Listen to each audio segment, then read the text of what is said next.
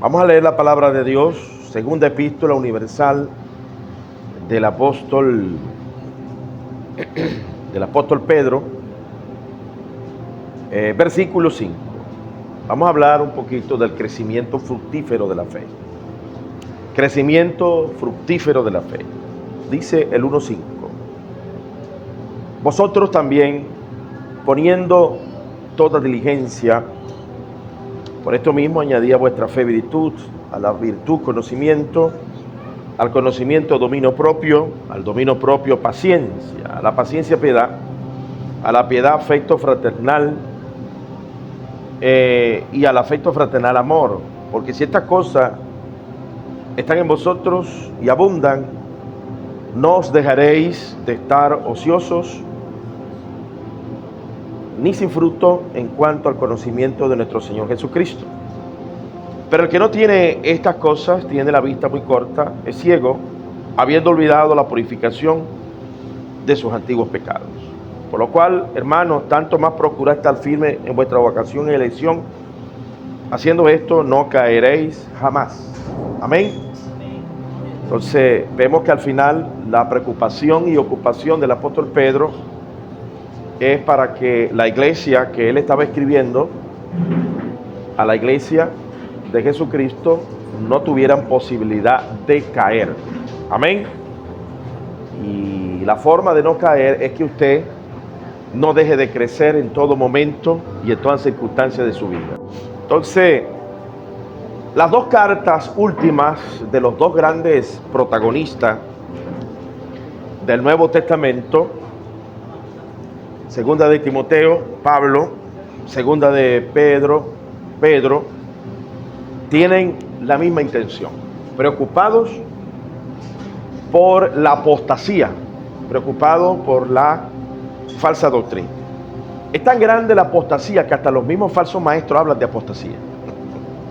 Está tan grave la cosa que los mismos falsos maestros están asombrados, porque hasta de su falsa enseñanza están apostatando y mutando para otra secta más. Por ejemplo, en un momento de la historia se unieron personas que usaron mal el don de profecía. De allí nacieron los testigos de Jehová y los adventistas. De igual manera, los pentecostales, para no echarle la culpa solamente a los adventistas y los testigos de Jehová, en el gran avivamiento de 1900 se unieron, y de las profecías también salieron, tristemente, hermanos, los unicistas, que son los que niegan la Trinidad, y los pentecostales. Por eso es que hay pentecostales de solo Jesús y están los pentecostales trinitarios. Entonces, basado en eso, es parte de lo que Pedro aquí está diciendo, porque también hubo falsos profetas entre el pueblo, como habrá también entre vosotros falsos maestros que introducirán encubiertamente herejías destructoras y aún negarán al Señor que los rescató. Aquí vemos que en el capítulo 1 está la misma preocupación, en el capítulo 2 está la misma preocupación y en el capítulo 3 está la misma preocupación de Pedro. Así vosotros, amados, sabiendo de antemano, guardaos, no sea que arrastrados por el error de los inicuos. En 3 capítulos que contemplan esta carta, el apóstol Pedro hace hincapié sobre lo mismo, sobre el peligro de que seamos arrastrados por el error, de que caigamos y de que nos dejemos engañar. Por eso es que ocuparnos en nuestra salvación, retener la vida eterna, es una de las actividades que unos pocos solamente van a sostener en el tiempo y en la historia. Por eso es que Jesús dijo que el camino a la perdición es ancho y el camino a la salvación es angosto. Que pocos son los que se salvan. Se amontonarán maestros conforme a sus propias concupiscencias. Aquí hemos abordado varias veces esta carta. Esta carta debe ser estudiada. Cada uno de ustedes, una carta corta de 3 capítulos. Estudie palabra por palabra, capítulo por capítulo.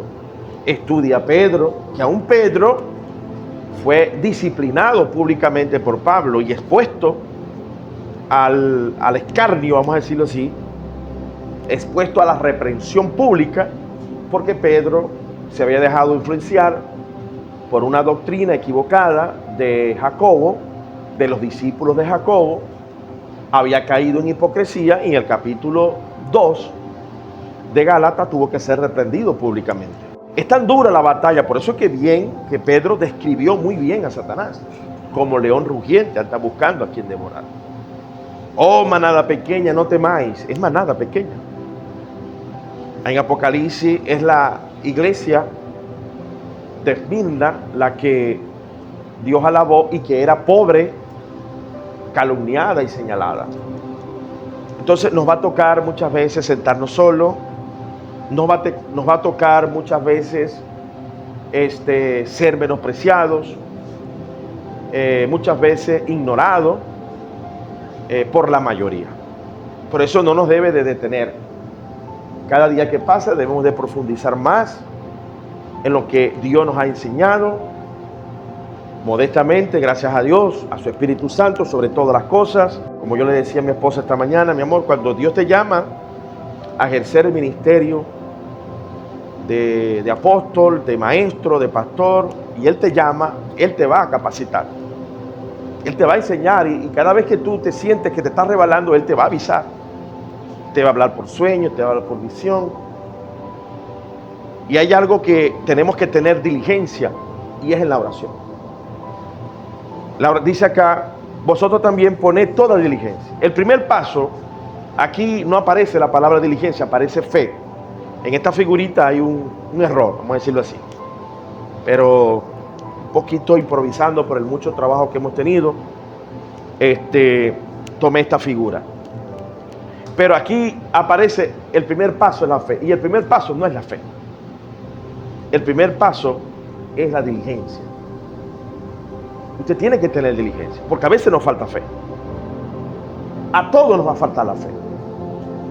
Pero todo ser humano va a tener diligencia para comer, va a tener diligencia para dormir, para hacer sus higienes.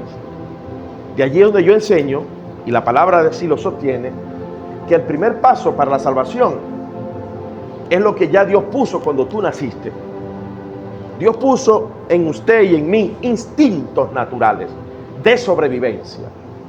El mismo espíritu que Dios ha puesto en usted, o los mismos dones que Dios ha puesto desde que nació, los puso también en el inconverso. Todos los inconversos que no conocen a Cristo tienen diligencia. ¿Cuántos creen eso? Usted no va a conocer un ser humano que no busque sobrevivir. Siempre el ser humano va a buscar, hasta los animales tienen instintos. La diligencia es un instinto. Por eso es que en Isaías capítulo 1 dice la palabra del Señor que los animales, el buey, el asno, saben intuitivamente. Ellos no tienen razonamiento, pero saben. Por eso es que intuitivamente usted tiene que acercarse a Dios. Y en esa intuición natural empieza la fe. La fe para acercarse a un brujo, la fe para acercarse a Stanley, la fe para acercarse a Adolfo Hitler, a Mussolini, o la fe para acercarse a Nayib Bukele, a acercarse a un hombre, al médico. Todos tenemos, ahora, pero tenemos que ocupar con diligencia la fe en Dios. Amén. Tenemos que inclinarnos, porque como lo dice Efesios capítulo 2:8, Dios pone la fe, lo enseña, y nosotros ponemos, Dios pone la gracia, perdón, y nosotros ponemos la fe. Y a esa fe tiene que venir acompañada con diligencia, con prontitud. Que cada mañana nos levantemos con la diligencia de la oración. Señor, dame sabiduría. Señor, te ruego, te suplico que me guíe. Padre, perdona mis pecados. Tiene que haber un ruego, una súplica constante. Porque el que clamare, el que invocare el nombre del Señor es salvo. Y eso no tiene ningún precio. Porque usted la boquita la puede hablar estando crucificado como el ladrón en la cruz, que usted rogó. Pero a veces por soberbia, a veces por el engaño de las tribulaciones de la vida, las ocupaciones, no clamamos.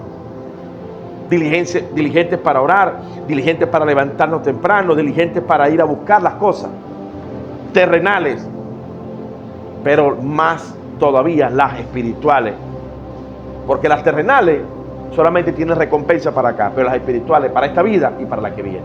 Amén. Denle un aplauso al Señor, amados.